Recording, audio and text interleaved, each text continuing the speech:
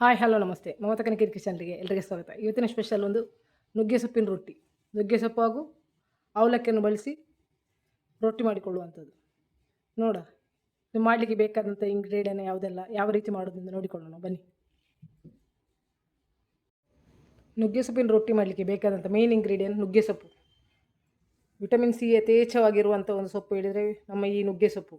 ಇದು ನಮಗೆ ಹಿತ್ತಲ ಗಿಡ ಮದ್ದೆಲ್ಲ ಹಿಡಿದಾಗೆ ಆಗಿದೆ. ನಮ್ಮ ಮನೆ ಹತ್ರ ಎಷ್ಟೇ ಇದ್ದರೂ ನಾವು ಇದನ್ನು ಯೂಸ್ ಮಾಡೋದು ಭಾರಿ ಕಮ್ಮಿ. ಈಗ ಕೊರೋನಾ ಬಂದ ನಂತರ ಅಂತೂ ಕೇರಳದಲ್ಲೆಲ್ಲ ಇದರ ಪೌಡರ್ ಮಾಡಿಕೊಂಡು ಯೂಸ್ ಮಾಡ್ತಾ ಇದ್ದಾರೆ. ಇದು ಕೊಲೆಸ್ಟ್ರಾಲ್ ಕಮ್ಮಿ ಆಗಲಿಕ್ಕೂ ಒಳ್ಳೆಯದು, ವಿಟಮಿನ್ ಸಿ ಇದರಲ್ಲಿ ಜಾಸ್ತಿ ಇದೆ, ಮ್ಯಾಗ್ನೀಷಿಯಮ್ ಇದೆ, ಎಲ್ಲ ಪ್ರೋಟೀನ್ ವಿಟಮಿನ್ ಎಲ್ಲ ಹೇರಳವಾಗಿರುವಂಥ ಸೊಪ್ಪು ಹೇಳಿದರೆ ನುಗ್ಗೆ ಸೊಪ್ಪು. ಈಗ ಎಲ್ಲ ಕಡೆ ಇದರ ಬಳಕೆಯನ್ನು ಪೌಡರ್ ಮಾಡಿಕೊಂಡು ಯೂಸ್ ಮಾಡ್ತಾರೆ. ಬೆಳಿಗ್ಗೆ ಪೌಡರ್ ಮಾಡಿ ಒಂದು ಗ್ಲಾಸು ನೀರಿಗೆ ಹಾಕಿ ಕುಡಿತಾರೆ, ಎಲ್ಲ ಮಾಡ್ತಾರೆ. ಆದರೆ ನಾವಿದನ್ನು ಬಳಸೋದು ತುಂಬ ಕಮ್ಮಿ. ಅದರಿಂದ ಇವತ್ತು ಈ ನುಗ್ಗೆ ಸೊಪ್ಪಿನಿಂದ ಒಂದು ರೊಟ್ಟಿ ಮಾಡುವ. ನೋಡಿ, ಫಸ್ಟಿಗೆ ಒಂದು 4 ಗೆಲ್ಲು ನುಗ್ಗೆ ಸೊಪ್ಪು ತಗೊಂಡಿದ್ದೇನೆ. ತೆಂಗಿನ ತುರಿ ತಗೊಂಡಿದ್ದೇನೆ 1 ಕಪ್. ಒಂದು 1.5 ಕಪ್ ಅವಲಕ್ಕಿ ತಗೊಂಡಿದ್ದೇನೆ. ಪೇಪರ್ ಅವಲಕ್ಕಿ ತಗೊಂಡಿದ್ದೇನೆ, ಯಾವ್ದು ಬೇಕಿದ್ರೆ ತಗೊಳ್ಬೋದು. ಒಂದು 2 ಸ್ಪೂನ್ ಮೊಸರು ತಗೊಂಡಿದ್ದೇನೆ. 1 ಕಪ್ ಅಕ್ಕಿ ಹಿಟ್ಟು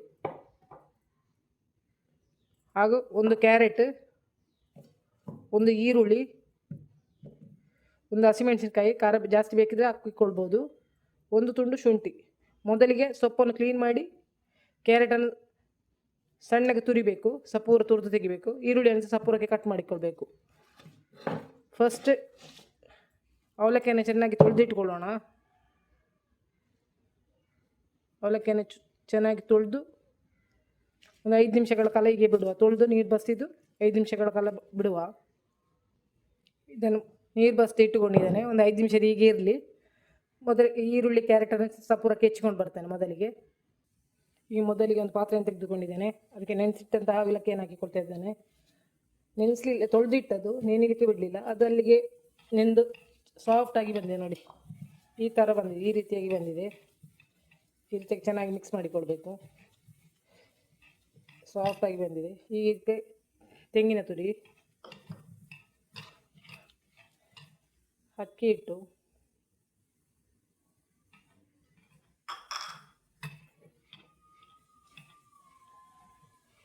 ನಿಮಗೆ ಜಾಸ್ತಿ ಮಾಡೋದಿದ್ದರೆ ಜಾಸ್ತಿ ಹಾಕಿಕೊಳ್ಬೇಕು. ನುಗ್ಗೆ ಸೊಪ್ಪು ಹಾಗೂ ಈರುಳ್ಳಿ, ರುಚಿಗೆ ತಕ್ಕಷ್ಟು ಉಪ್ಪು, ಸಪೂರಕ್ಕೆ ಹೆಚ್ಚಿದಂತಹ ಶುಂಠಿ, ಹಸಿಮೆಣಸು. ಮಕ್ಕಳಿದ್ದರೆ ಹಸಿಮೆಣಸು, ಬೇಡದಿದ್ದರೆ ಸ್ವಲ್ಪ ಮೆಣಸಿನ ಹುಳಿಯನ್ನು ಹಾಕಿಕೊಳ್ಬೋದು. ತುರಿದಂಥ 1 ಕ್ಯಾರೆಟ್ ಹಾಕಿದ್ದೇನೆ. ಇದು ನಿಮಗೆ ಬೇಕಿದ್ದಾಗೆ ನಿಮ್ಮ ಟೇಸ್ಟಿಗೆ ಅನುಸಾರವಾಗಿ ಎಷ್ಟು ಕಮ್ಮಿ ಮಾಡಿಕೊಳ್ಬೋದು. ಎಲ್ಲ ಹಾಕಿ ಮಿಕ್ಸ್ ಮಾಡ್ತಾ ಇದ್ದೇನೆ.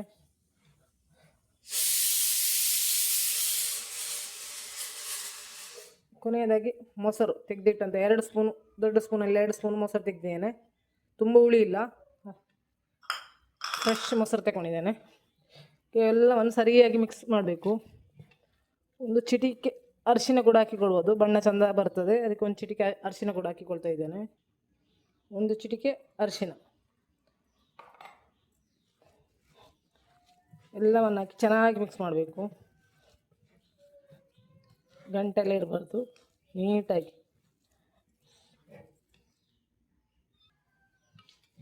ಎಲ್ಲ ಮಿಕ್ಸ್ ಆಗಿದೆ. ಈ ರೀತಿಯಾಗಿ ಬರಬೇಕು. ಚಪಾತಿ ಹಿಟ್ಟಿನ ಅದಕ್ಕೆ ಬಂದಿದೆ. ನೀರು ಹಾಕಿಕೊಳ್ಳಿಲ್ಲ, ಇದರಲ್ಲೇ ಕರೆಕ್ಟಾಗಿದೆ. ಅವಲಕ್ಕಿ ತೊಳೆದ ನೀರು, 2 ಸ್ಪೂನು ಮೊಸರು, ಅದರಲ್ಲೇ ಕರೆಕ್ಟಾಗಿ ಬಂದಿದೆ. ಸ್ವಲ್ಪ ನುಗ್ಗೆ ಸೊಪ್ಪು ಸಿಕ್ಕಿದರೆ ಎಂತ ಮಾಡೋದು, ಪಲ್ಯ ಮಾಡಲಿಕ್ಕೆ ಸಾಕಾಗೋದಿಲ್ಲ ಹೇಳಿದರೆ ಖಂಡಿತವಾಗಿ ಈ ರೀತಿ ಟ್ರೈ ಮಾಡಿ. ಮಕ್ಕಳಿಗೆ ಸಹ ಒಳ್ಳೆಯದು, ಆರೋಗ್ಯಕ್ಕೆ ಸಹ ಒಳ್ಳೆಯದು, ಕೂದಲಿಗೆ ಸಹ ಒಳ್ಳೆಯದು, ಎಲ್ಲದಕ್ಕೆ ಸಹ ಒಳ್ಳೆಯದು ಇದು ನುಗ್ಗೆ ಸೊಪ್ಪು. ಮಲಯಾಳೀಸ್, ತಮಿಳಿಸ್ ಅಂತೂ ನುಗ್ಗೆ ಸೊಪ್ಪು ಎಲ್ಲಿ ಕಂಡು ಬೀಳೋದಿಲ್ಲ. ನಾವು ಮಂಗಳೂರು ಹಿತ್ತಲಲ್ಲಿ ಇದ್ದರೂ ಸಹ ಅದನ್ನು ಯಾರು ತಿಂತಾರೆ ಹೇಳಿ, ಕೇರ್ಲೆಸ್ ಮಾಡ್ತೇವೆ. ಆ ರೀತಿ ಮಾಡಬೇಡಿ, ತುಂಬ ಒಳ್ಳೆಯದು ಆರೋಗ್ಯಕ್ಕೆ. ಗಟ್ಟಿಯಾಗಿ ಬಂದಿದೆ. ಹೀಗೆ ರೊಟ್ಟಿ ತಟ್ಟುವ. ಸ್ವಲ್ಪ ಉಪ್ಪನ್ನು ಹಾಕಿಕೊಳ್ತಾ ಇದ್ದೇನೆ. ಉಪ್ಪು ಕಮ್ಮಿ ಇದೆ, ಹಾಕಿಕೊಂಡಿದ್ದೇನೆ. ನೋಡಬೇಕು, ಈ ಟೈಮಲ್ಲಿ ಉಪ್ಪು ನೋಡಿಕೊಳ್ಬೇಕು. ಈಗ ಒಂದು ಬಟರ್ ಪೇಪರ್ ತೆಗೆದುಕೊಂಡಿದ್ದೇನೆ. ನೀವು ಎಲೆ ಸಹ ತೆಗೆದುಕೊಳ್ಬೋದು. ನನಗೆ ಎಲೆ ರೆಡಿ ಮಾಡುವಷ್ಟು ಪುರ್ಸೊತ್ತಿಲ್ಲ.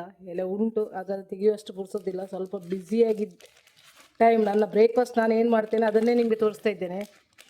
ಯಾವುದನ್ನು ಫಸ್ಟೇ ಪ್ರಿಪೇರಾಗಿ ಮಾಡಿದ್ದಲ್ಲ. ನಾನು ಇವತ್ತು ಇದನ್ನು ಮಾಡುವಂತ ಎನಿಸಿದಾಗ ನಿಮಗೂ ಇದನ್ನು ತೋರಿಸ್ಕೊಡುವ ಅಂತೇಳಿ ಆಯಿತು. ಆ ರೀತಿಯಾಗಿ ನಾನು ಅಡುಗೆ ಮಾಡೋದು. ಮೊದಲೇ ಐಡಿಯಾ ಮಾಡಿ ಮಾಡೋದಿಲ್ಲ, ಆದ ಕಾರಣ ಬಾಳೆ ಎಲೆ ತೆಗಿಲಿಕ್ಕೆ ಹೋಗಲಿಕ್ಕೆ ಆಗಲಿಲ್ಲ. ಬಾಳೆ ಎಲೆಯಲ್ಲಿ ತಟ್ಟಿಕೊಳ್ಬೋದು. ಬಟರ್ ಪೇಪರ್ಗೆ ಒಂದು ಚೂರು ಎಣ್ಣೆ ಹಾಕಿದ್ದೇನೆ. ಬಾಳೆ ಎಲೆಗೆ ಸಹ ಒಂದು ಡ್ರಾಪ್ ಎಣ್ಣೆ ಸವರಿ ರೊಟ್ಟಿಯನ್ನು ಮಾಡಿಕೊಳ್ಬೋದು. ನೋಡಿ ಎಷ್ಟು ತೆಳು ಬೇಕೋ ಅಷ್ಟು ತೆಳು ತಟ್ಬೋದು. ಇದನ್ನು ಫ್ರೈ ಮಾಡುವ. ನಾನು 2 ರೊಟ್ಟಿ ಒಟ್ಟಿಗೆ ಮಾಡಿಕೊಳ್ತೇನೆ, ಮತ್ತೆ ಫ್ರೈ ಮಾಡ್ತೇನೆ. ಇನ್ನೊಂದು ರೊಟ್ಟಿ ಸಹ ಮಾಡಿಕೊಳ್ತೇನೆ. ಎಷ್ಟು ದೊಡ್ಡದು ಬೇಕೋ ಅಷ್ಟು ದೊಡ್ಡದು ಮಾಡಿಕೊಳ್ಬೋದು, ಸಣ್ಣದು ಬೇಕಿದ್ರೆ ಸಣ್ಣದು ಮಾಡ್ಬೋದು.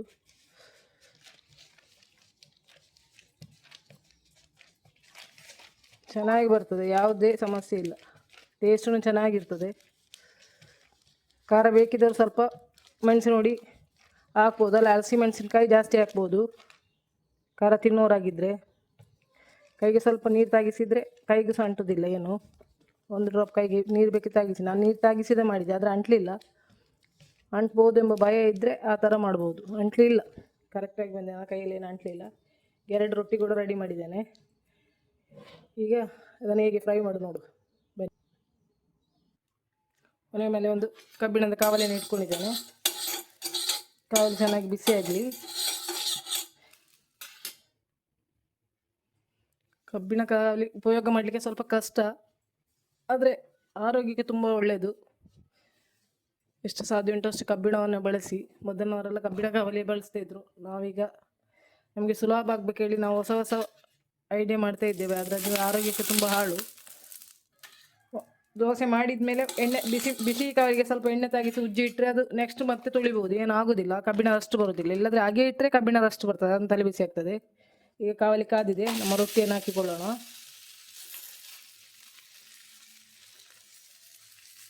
ನೋಡಿ ಚೆಂದಾಗಿ ಬಂತು, ಯಾವುದೇ ಒಂದು ಚೂರು ಅಂಟಲಿಲ್ಲ, ಕ್ಲೀನಾಗಿ ಬಂದಿದೆ. ಒಂದು ಸೈಡ್ ಚೆನ್ನಾಗಿ ಫ್ರೈ ಆಗಬೇಕು. 1 ನಿಮಿಷ 2 ನಿಮಿಷ ಆಗಿ ಬಿಡಬೇಕು, ಮುಟ್ಲಿಕ್ಕೆ ಹೋಗಬಾರ್ದು. ಮತ್ತೆ ತೆಗಿಬೇಕು. ಚಂದ ಬಣ್ಣ ಸಹ ಚಂದ ಉಂಟು, ಎಲೆ ಸಹ ಚಂದ ಉಂಟು. ಎಲೆಯಾಗಿ ಚಂದ. ಹೀಗೆ ಕೊಟ್ಟರೆ ಮಕ್ಕಳು ಎಲೆ ತಿನ್ನೋದಿಲ್ಲಲ್ಲ, ಹಾಗೆ ಇದ್ರೊಳಗೆ ಒಟ್ಟಿಗೆ ಮಿಕ್ಸ್ ಆಗಿ ಹೋಗ್ತದೆ. ಸ್ವಲ್ಪ ಎಲೆ ಬಿಡಿಸಿ ಮೊದಲನೇ ದಿನ ಬಿಡ್ಬೋದು, ಬಿಡಿಸಿ ಕ್ಲೀನ್ ಮಾಡಿ ಇಟ್ಟರೆ ಸುಲಭದಲ್ಲಿ ಮಾಡ್ಬೋದು. ನಾನಂತೂ ಯಾವುದೇ ಐಡಿಯಾ ಇಲ್ಲದೆ ಈಗ ಅರ್ಜೆಂಟಲ್ಲಿ ಮಾಡಿದ್ದು. ನಿಮಗೆ ತೋರಿಸಿದ್ದು ಅದೇ ಹೊತ್ತಲ್ಲೇ ಆಗಿದೆ. ನಾನೊಂದು 1/4 ಗಂಟೆ 10 ನಿಮಿಷದೊಳಗೆ ಇದು ಕಂಪ್ಲೀಟಾಗಿ ಮಾಡಲಿಕ್ಕೆ ಆಗ್ತದೆ.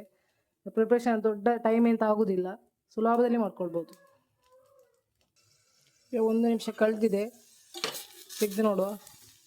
ಫ್ರೈ ಆಗಿದೆ, ಒಂದು ಸೈಡ್ ಫ್ರೈ ಆಗಿದೆ. ಈಗ ಮತ್ತೆ ಹಾಕಿಕೊಳ್ಳೋಣ. ನೋಡಿ ಚೆನ್ನಾಗಿ ಬಂತು, ಏನು ಕಟ್ಟಾಗಲಿಲ್ಲ, ಯಾವುದಾಗಲಿ. ಇದು 1 ನಿಮಿಷ ಹೀಗೆ ಬಿಡುವ. ಇದನ್ನು ಸಹ 1 ನಿಮಿಷ ಫ್ರೈ ಮಾಡಿಕೊಳ್ಳೋಣ. ಇನ್ನೊಂದು ಸೈಡ್ ಸಹ. ಈಗ ಇನ್ನೊಂದು ಕಡೆ ಕೂಡ ಫ್ರೈ ಆಗಿದೆ, ತೆಗೆದುಕೊಳ್ಳೋಣ. ಒಳ್ಳೆ ಸ್ಮೆಲ್ ಬರ್ತಾ ಉಂಟು. ನುಗ್ಗೆ ಎಲೆ, ಕ್ಯಾರೆಟ್, ಈರುಳ್ಳಿ ಎಲ್ಲ ಫ್ರೈ ಆಗಿ ಒಳ್ಳೆ ಸ್ಮೆಲ್ ಬರ್ತಾ ಉಂಟು. ಅರಿಶಿನ ಎಲ್ಲ ಹಾಕಿದ್ದು ಸ್ಮೆಲ್ಲು ತುಂಬ ಚೆನ್ನಾಗಿ ಬರ್ತದೆ. ನೋಡಿ ಎಷ್ಟು ಚೆಂದ ಬಂದಿದೆ ನೋಡಿ, ಕಲರ್ಫುಲ್ ಆಗಿದೆ. ಮಕ್ಕಳಿಗೆ ಕಾಣೋಕೊಂದು ಒಳ್ಳೆ ಇಂಟ್ರೆಸ್ಟಿಂಗ್ ಆಗಿ ಬರ್ಬೋದು. ನಾನು ಇನ್ನೊಂದು ಕೂಡ ಮಾಡಿಕೊಳ್ತೇನೆ. ಸ್ವಲ್ಪ ಎಣ್ಣೆ ತಾಗಿಸಿದ್ರೆ ಸಾಕು, ಯಾವ ಎಣ್ಣೆ ಬೇಕಿತ್ತು ತಾಗಿಸ್ಬೋದು. ಇದು ಕೂಡ ಚೆನ್ನಾಗಿ ಬರ್ತದೆ ನೋಡಿ, ಯಾವುದೇ ತಲೆ ಬಿಸಿ ಇಲ್ಲ, ಅಂಟದ ಎಂಬ ಭಯ ಇಲ್ಲ. ನೋಡಿ ಒಂದು ಚೂರು ಪೇಪರಲ್ಲಿ ಅಂಟಲಿಲ್ಲ, ಕ್ಲೀನಾಗಿ ಬಂದಿದೆ. ಎಲ್ಲರೂ ಟ್ರೈ ಮಾಡಿ, ಆರೋಗ್ಯಕ್ಕೆ ತುಂಬ ಒಳ್ಳೆಯದು. ಮಕ್ಕಳಿಗೆ ಸಹ ಇಷ್ಟ ಆಗ್ಬೋದು, ದೊಡ್ಡವರಿಗೆ ಸಹ ಇಷ್ಟ ಆಗ್ಬೋದು. ಎಲ್ಲರಿಗೂ ಒಂದೇ ರೀತಿಯಲ್ಲಿ ಇಷ್ಟ ಆಗುವಂಥ ಒಂದು ತಿಂಡಿ. ತುಂಬ ತಲೆ ಬಿಸಿ ಮಾಡಬೇಕು ಹೇಳಿಲ್ಲ. 1 ಇಡೀ ಅವಲಕ್ಕಿ, 1-2 ಸೊಪ್ಪು, 2-3 ದಂಟು ನುಗ್ಗೆ ಸೊಪ್ಪು ಸಿಕ್ಕಿದರೆ ಅದನ್ನು ಪಲ್ಯ ಮಾಡಲಿಕ್ಕೆ ಸಾಕಾಗೋದಿಲ್ಲ. ಆಗ ಈ ರೀತಿಯಾಗಿ ಮಾಡ್ಕೊಳ್ಬೋದು. ನಿಮಗೆ ನನ್ನ ಈ ರೆಸಿಪಿ ಇಷ್ಟ ಆದರೆ ಒಂದು ಲೈಕ್ ಮಾಡಿ, ಶೇರ್ ಮಾಡಿ, ಕಮೆಂಟ್ ಮಾಡಿ. ಸಬ್ಸ್ಕ್ರೈಬ್ ಮಾಡದೇ ನೋಡ್ತಾ ಇದ್ದರೆ ಸಬ್ಸ್ಕ್ರೈಬ್ ಮಾಡಿ. ಇದು ಒಂದು ಸೈಡ್ ಬೆಂದಿದೆ, ಮಚ್ಚಿ ಹಾಕಿಕೊಂಡಿದ್ದೇನೆ. ಇನ್ನೊಂದು ಸೈಡ್ ಸ್ವಲ್ಪ ಫ್ರೈ ಆಗಲಿ. 2 ರೊಟ್ಟಿ ಕೂಡ ಅದೇ ರೀತಿ ಮಾಡಿದ್ದೇನೆ, ಯಾವುದೇ ಹುಡಿ ಆಗಲಿಲ್ಲ, ಚೆಂದಾಗಿ ಬಂದಿದೆ. ಅರ್ಜೆಂಟ್ ಮಾಡಿ ತೆಗಿಲಿಕ್ಕೆ ಹೋಗ್ಬಾರ್ದು, ಅರ್ಜೆಂಟ್ ಮಾಡಿ ತೆಗಿಲಿಕ್ಕೆ ಹೋದರೆ ಅದು ಹುಡಿ ಆಗ್ತದೆ. ಇದನ್ನು ರೆಡಿ ಆಗಿದೆ, ತೆಗೆದುಕೊಳ್ಳೋಣ. ಚೆನ್ನಾಗಿ ಬಂತು ನೋಡಿ, ಎಷ್ಟು ಚೆನ್ನಾಗಿ ಬಂದಿದೆ. ನಾನು ಎಲ್ಲವನ್ನು ಇದೇ ರೀತಿ ಮಾಡ್ತೇನೆ, ಮಾಡಿ ತೆಗಿತೇನೆ.